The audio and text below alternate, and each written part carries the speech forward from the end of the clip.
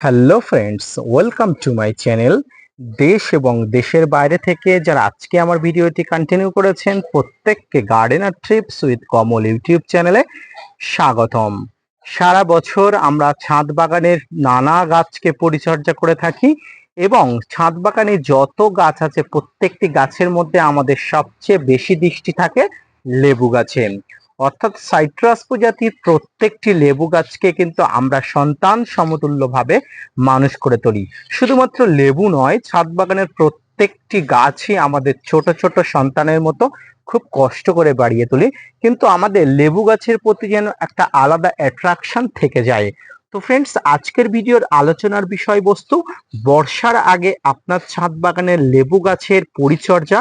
এই পরিচর্যা যদি আপনি সামান্যতম ঘাটতি করেন তবে আপনার ছাদ বাগানের লেবু গাছগুলোর কিন্তু বৃদ্ধি স্তমিত হয়ে যাবে। পাশাপাশি এই সময় আপনার ছাদ বাগানে থাকা লেবু গাছে যে সমস্ত লেবু আছে প্রত্যেকটি লেবুর গ্রোথ কিন্তু সম্পূর্ণ হারে বন্ধ হয়ে যাবে। তো কি সেই পরিচর্যা, কিভাবে পরিচর্যা করতে হবে, কিভাবে ছাদ বাগানের লেবু গাছকে বর্ষার আগে পরিচর্যা করলে লেবু গাছ সুস্থ সবল থাকবে, তো সম্পূর্ণ ভিডিওটি দেখতে না স্কিপ করে মনোযোগ সহকারে ধৈর্য নিয়ে দেখতে থাকুন। তো ফ্রেন্ডস, বর্ষার শুরুতে আমাদের লেবু গাছের প্রধান যে পরিচর্যাটি আমাদের লক্ষ্য রাখতে হবে সেটি হচ্ছে বর্ষার শুরুতে আমাদের লেবু গাছে কচি পাতা আসতে শুরু করেছে। প্রত্যেকটি লেবু গাছে অর্থাৎ ছাদ বাগানে থাকা প্রত্যেকটি নামি দামি প্রজাতির লেবু গাছে কিন্তু এই কচি পাতা আসা শুরু করেছে। আর এই কচি পাতা যখন আসা শুরু হয় তখন কিন্তু সবচেয়ে বেশি সমস্যা দেখা যায়। আর এই সমস্যাটা হলো নানা ধরনের পোকা বা কীট পতঙ্গের আক্রমণ। ফ্রেন্ডস, এই কীট পতঙ্গের আক্রমণ তখনই বেশি হয় যখন এই গাছের কচি পাতা আসে, বিশেষ করে লেবু গাছে। এই লেবু গাছের পাতা রাতারাতি সাবার করে দেওয়ার জন্য এক ধরনের লেদা পোকা টাইপের একটা পোকা দেখা যায়, যে পোকাগুলো কিন্তু পাতাগুলো কিন্তু রাতারাতি কিন্তু সাবার করে দিতে পারে। তাই আপনাকে অত্যন্ত গুরুত্বপূর্ণভাবে এবং অত্যন্ত তীক্ষ্ণ দৃষ্টিতে কিন্তু এই লেবু গাছকে পরিচর্যা করে রাখতে হবে। বিশেষ করে কচি পাতা আসলে, এই কচি পাতা আসলে প্রথমেই আপনাকে যেটা করতে হবে সেটি হচ্ছে একটা কন্টাক্ট কীটনাশক, এবং যেই কন্টাক্ট কীটনাশকটি যেন খুব ভালো হয় সেটি কিন্তু ব্যবহার করতে হবে। তবে সাইপারমেথ্রিন গ্রুপের কীটনাশক দিলে আপনি দুর্দান্ত কাজ পাবেন, যেটি আমি সব সময় আপনাদের সঙ্গে শেয়ার করি। এই সাইপারমেথ্রিন গ্রুপের কীটনাশকের মধ্যে আমি ব্যক্তিগতভাবে আপনাদের সাজেস্ট করব প্রোপেক্স সুপার যে কীটনাশকটি আছে। এছাড়াও সাইপারমেথ্রিন গ্রুপের আরো অনেক গ্রুপের কীটনাশক আছে সাইপারমেথ্রিন গ্রুপের, সেই কীটনাশকগুলো আমি ব্যবহার করি না, কারণ আমি ব্যক্তিগতভাবে প্রোপেক্স সুপার ব্যবহার করি। তাই আপনাদেরও বলবো প্রোপেক্স সুপার ব্যবহার করে কিন্তু দারুণ কাজ পাবেন, আপনারা কিন্তু ব্যবহার করুন।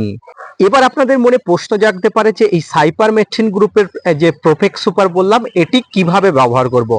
1 লিটার জলে 1 থেকে 1.5 ml নিয়ে আপনারা 7 থেকে 10 দিন অন্তর অন্তর লেবু গাছের কচি পাতা আসলে কিন্তু আপনারা স্প্রে করে দেবেন। যতদিন না পর্যন্ত এই কচি পাতা থেকে পরিণত পাতাতে হবে ততদিন কিন্তু আপনাকে 7 থেকে 10 দিন বাদে বাদে স্প্রে করতে হবে। এর পাশাপাশি আপনাকে একটি ভালো মানের ফাঙ্গিসাইড ব্যবহার করতে হবে। এই ভালো মানের ফাঙ্গিসাইডের মধ্যে আপনাকে অবশ্যই যে ফাঙ্গিসাইডগুলো কন্টাক্ট এবং যে ফাঙ্গিসাইডগুলো খুব ভালো কাজ করে সেই ফাঙ্গিসাইডগুলো ব্যবহার করতে হবে। তবে বৃষ্টি যেদিন বন্ধ থাকবে, যেহেতু জুলাই মাস, এই সময় কিন্তু আকাশে মেঘের ঘনঘটা থাকে, প্রচুর পরিমাণ বৃষ্টি যখন তখন হয়, তাই প্রচুর পরিমাণ বৃষ্টি যেদিন বন্ধ থাকবে, আকাশ পরিষ্কার থাকবে, রৌদ্রোজ্জ্বলকার আবহাওয়া থাকবে, ঠিক তখনই কিন্তু আপনাকে স্প্রে করতে হবে। 1 থেকে 1.5 গ্রাম নিয়ে আপনাকে ব্যবহার করতে হবে। যে কোনো মানের আপনাকে আপনার কাছে থাকা যে কোনো ফাঙ্গিসাইড আপনি ব্যবহার করতে পারেন, তবে কন্টাক্ট ফাঙ্গিসাইডটি আপনি আপনার সমস্ত লেবু গাছে দিতে পারেন। তবে বৃষ্টি হয়ে গেলে, আপনি স্প্রে করার পরে বৃষ্টি হয়ে গেলে কিন্তু পরের দিন আবার স্প্রে করতে হবে। এক্ষেত্রে এই সময় আরো একটা জিনিস আপনাকে নজর রাখতে হবে, কিন্তু এই সময় কিন্তু গাছে তরল খাবার কিন্তু এড়িয়ে যেতে হবে। তরল খাবারগুলো এই সময় একদম না দেওয়া উচিত। এই সময় খাবারের সাথে যে সমস্ত তরল খাবার অর্থাৎ সর্ষের খোল পচা জল, বাড়িতে সবজি পচা জল, আরো যে সমস্ত তরল খাবারগুলো গাছের গোড়াতে দেন সেই তরল খাবার কিন্তু একদম দেওয়া কিন্তু বন্ধ রাখতে হবে। পাশাপাশি এই সময় আপনাকে আরো একটি কাজ করতে হবে। এই সময় ভালো মানের একটি পিজিআর কিন্তু আপনার ছাদ বাগানের লেবু গাছে স্প্রে করে দিতে হবে। লেবু গাছে পিজিআর স্প্রে করার কথা শুনলে আমাদের অনেকের হয়তো মনে হতে পারে যে এই সময় তো লেবু গাছে ফুল আসার সময় নাই, তবে পিজিআর কেন স্প্রে করব। এই ধারণাটি কিন্তু একদম ভ্রান্ত। ফুল ফল আনানোর জন্যই শুধু পিজিআর স্প্রে করে না, লেবু গাছের গ্রোথ বা গাছের গ্রোথ বৃদ্ধি, ফুল ফলের আকার আয়তন বৃদ্ধি, গাছকে সুস্থ সবল ঝাঁকড়া ডালপালা বৃদ্ধি করার জন্য কিন্তু পিজিআর ব্যবহার করা হয়। তো এক্ষেত্রে আমি পিজিআর ব্যবহার করার ক্ষেত্রে যে পিজিআরটির কথা বলবো সেটি হচ্ছে মিরাকুলান। অনেক পিজিআর ছাদ বাগানের জন্য পাওয়া যায়, তবে আমি এই সময়টায় যে পিজিআর এর কথা বলবো সেটি হচ্ছে মিরাকুলান। আপনারা 1 থেকে 1.5 ml 1 লিটার জলে নিয়ে অবশ্যই স্প্রে করবেন এই সময়। 15 দিন অন্তর অন্তর বা আপনারা সর্বোচ্চ হলে মাসে একবার দিলেও কোনো অসুবিধা নেই। পাশাপাশি এই সময় গাছের পাতাতে যেমন ফাঙ্গিসাইড স্প্রে করতে হবে, এর পাশাপাশি গাছের কাণ্ডতেও কিন্তু একটি ফাঙ্গিসাইডের প্রোটেক্টিভ ব্যবস্থা আপনাকে রাখতে হবে। ফাঙ্গিসাইডের প্রোটেক্টিভ ব্যবস্থা বলতে আপনার কাছে যে ধরনের ফাঙ্গিসাইড থাকে সেই ধরনের ফাঙ্গিসাইড একটি প্রলেপ কিন্তু আপনি গাছে দিতে পারেন। আপনারা দেখতে পাচ্ছেন আমার গাছের গোড়াতে অলরেডি ফাঙ্গিসাইডের একটি প্রলেপ দেওয়া আছে। এই প্রলেপটি অনেকদিন আগে দেওয়া, যার কারণে প্রলেপটা একটু ধুয়ে গেছে।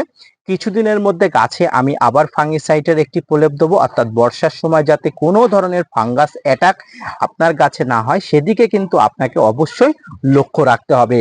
এর পাশাপাশি যেটি লক্ষ্য রাখতে হবে সেটি হচ্ছে টবের গাছের মাটি যাতে কোনোভাবেই জল না জমে, অর্থাৎ জল নিষ্কাশন ব্যবস্থা কিন্তু আপনাকে অত্যন্ত উন্নত করতে হবে। এই জল নিষ্কাশন ব্যবস্থা যদি আপনি ঠিক না করেন তাহলে কিন্তু রুট রট অর্থাৎ শিকড় পচাজনিত সমস্যায় কিন্তু আপনার ছাদ বাগানের গাছগুলো কিন্তু অর্থাৎ লেবু গাছগুলো কিন্তু ধীরে ধীরে মৃত্যুর দিকে অগ্রসর হতে থাকবে। এরপরে আপনাকে সব থেকে গুরুত্বপূর্ণ যে জিনিসটা মেনে নিতে হবে বা গুরুত্বপূর্ণ জিনিসটা করতে হবে সেটি হচ্ছে এই সময় অবশ্যই আপনার ছাদ বাগানে হিউজ পরিমাণ বা 1টি 2টো লেবু আছে। এই লেবুগুলোর আকার আকৃতি সঠিকভাবে বৃদ্ধির জন্য, তাড়াতাড়ি বৃদ্ধির জন্য কিন্তু আপনাকে এই সময় গাছে সুষম খাবার দিতে হবে, কারণ এই খাবারগুলো খেয়েই তো গাছ বেড়ে উঠবে। তাই এই সময় যদি সঠিকভাবে আপনি খাবার না দিতে পারেন তাহলে আপনার কাছে বা আপনার গাছে থাকা যে লেবুগুলো কিন্তু সঠিকভাবে বৃদ্ধি বিকাশ হবে না। তো বর্ষার আগে আপনার ছাদ বাগানে লেবু গাছে আপনি যে খাবার দেবেন সেই গাছের খাবারের মধ্যে অবশ্যই মিশ্র খাবার আপনাকে দিতে হবে।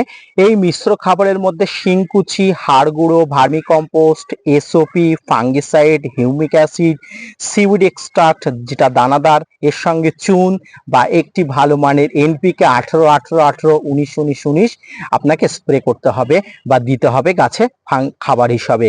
এর পাশাপাশি আপনাকে যে কোনো ভালো মানের একটি মাইক্রোনিউট্রিয়েন্ট যেমন বোরন আপনাকে গাছে স্প্রে করতে হবে। বোরন গাছে স্প্রে করলে ফলের গুণগত মান অনেক অংশে বৃদ্ধি পাবে। এবার আপনাদের মনে প্রশ্ন জাগতে পারে যে কোন টবে কেমন পরিমাণ খাবার দেবো। দেখুন আপনার কাছে থাকা যে ধরনের টব আছে 8 থেকে 10 ইঞ্চি টাইপের টবে যদি আপনারা খাবার দিতে পারেন, অর্থাৎ মিশ্র খাবার তো আপনাকে আগে থেকে তৈরি করে রাখতে হবে। এই মিশ্র খাবার কিন্তু 8 থেকে 10 ইঞ্চি টবের জন্য কিন্তু 1 থেকে 2 মুঠো এবং বড় পাত্রের জন্য কিন্তু অবশ্যই কিন্তু পরিমাণ বাড়াতে হবে।